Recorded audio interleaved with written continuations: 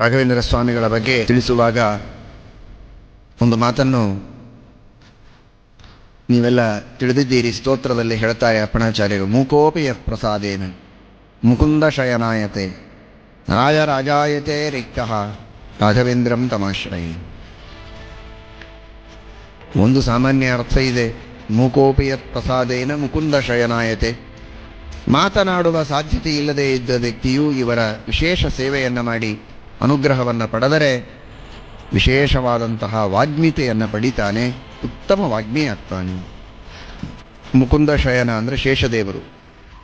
ಮುಕುಂದ ಶಯನಾಯತೆ, ಯಾಕಂದರೆ ಅವರಿಗೆ 1000 ಮುಖಗಳಿವೆ.